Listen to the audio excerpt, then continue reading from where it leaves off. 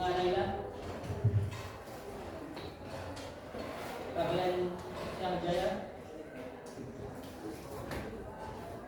Dafa Rizki, dua, ada dua. Ika Baikaki, Fazia Faikal,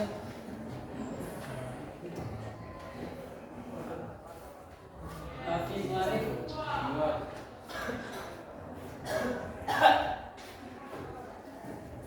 Kanaya Alifah,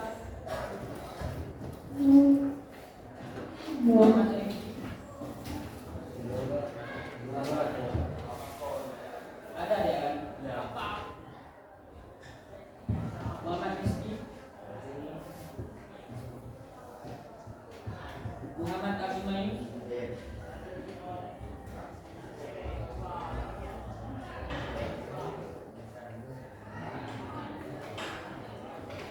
Muhammad Sayyid Maulana,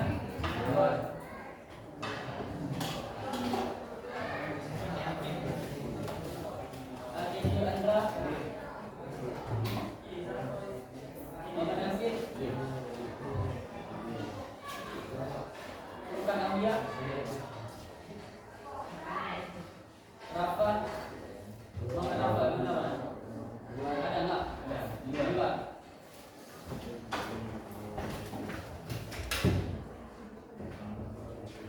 Nafis Aswan,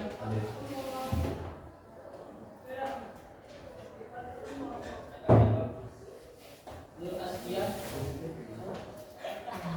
Nur Latifah, Tiara,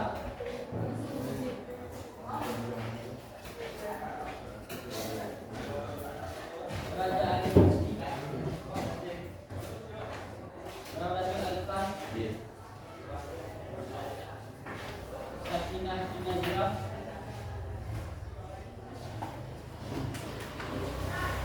Syahrir Ramadan, enggak? Ifa Fadila, Syahrir Fatah,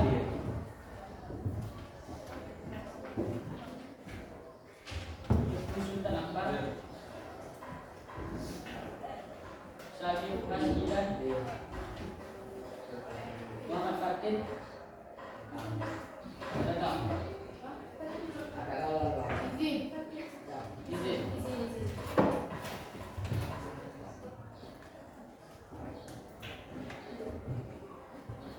Muhammad Raya Rizki,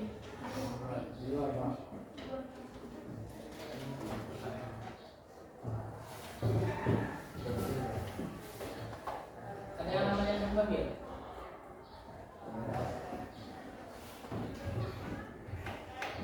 Pertemuan sebelumnya yang Bapak kemarin ngajar di sini ada masih ingat tentang apa?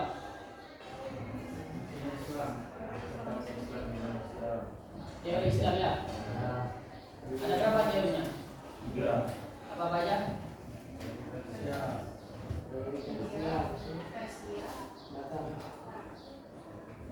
Udara, Persia, sama Mekah. Ada yang tahu teori udara itu apa?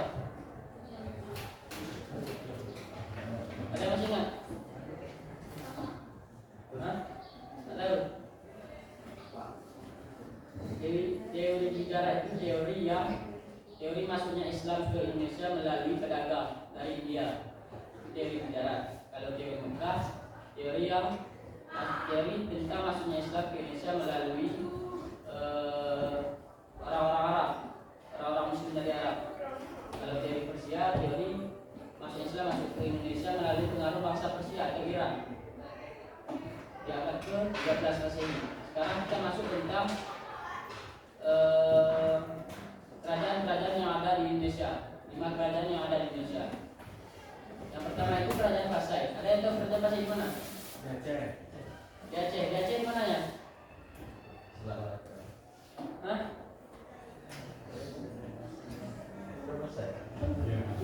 Jadi Samudra Pasai itu berdiri pada abad ke-13 berada di pesisir utara Aceh, dianggap sebagai kerajaan Islam pertama di Indonesia. Didirikan oleh Sultan Malik As-Saleh Samudra Pasai di Indonesia. Berkembang menjadi pusat perdagangan yang penyebaran Islam di kawasan Asia Tenggara. Letaknya yang strategis di jalur perdagangan internasional yang membuat kerajaan ini cepat makmur dan menjadi penghubung antara pedagang dari Arab, India, dan Tiongkok. Bahasa Melayu dengan huruf Arab Jami digunakan sebagai bahasa perniagaan, mempercepat proses Islamisasi di wilayah sekitar. Selain perdagangan, Samudra Pasai yang juga terkenal sebagai pusat keilmuan Islam dengan para ulama yang belajar dan mengajarkan ajaran Islam kepada masyarakat lokal dan perdagangan Asia yang singgah. Salah satu penjualannya itu lonceng besar yang diberikan Kaisar Tiongkok kepada Sultan Samudra. Tahu loncengnya di mana sekarang? Di mana?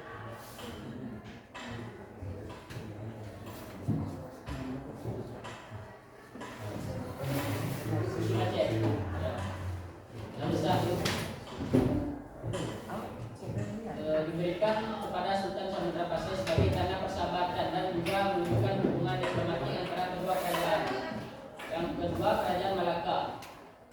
Sultan Malaka meskipun ini termasuk dalam wilayah Malaysia, sekarang yakni Kerajaan Malaka ini berada di wilayah Malaysia. Memiliki pengaruh besar terhadap penyebaran Islam di Nusantara pada abad ke-15. Malaka didirikan oleh para Meswara yang kemudian memeluk Islam dan bergelar Sultan Iskandar Syah. Posisi Malaka di jalur pelayaran internasional menjadikan pusat perdagangan terpenting di Asia Tenggara, mempertemukan perdagangan dari India, Arab, Tiongkok, dan Nusantara. Melalui Malaka, ajaran Islam tersebar luas di berbagai wilayah Indonesia, termasuk Sumatera, Jawa, dan Kalimantan. Selain sebagai pusat ekonomi, Kesultanan Malaka juga menjadi tempat berkembangnya kebudayaan Melayu Islam yang kemudian mempengaruhi budaya kerajaan-kerajaan Islam di Indonesia, mulai dari sastra, hukum, hingga adat dan istiadat. Siapa namanya?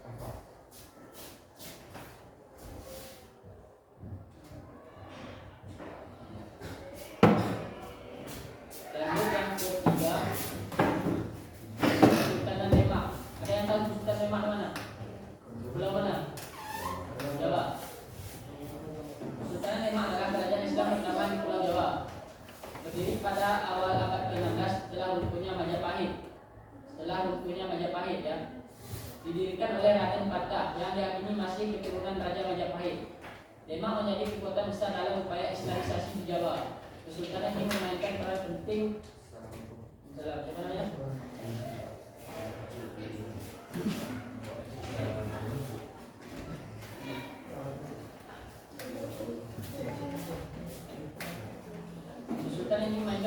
dalam memperluas ajaran Islam melalui apa yang dipimpin oleh Wali Songo. Tahu Wali Songo siapa? Wali Songo apa lagi?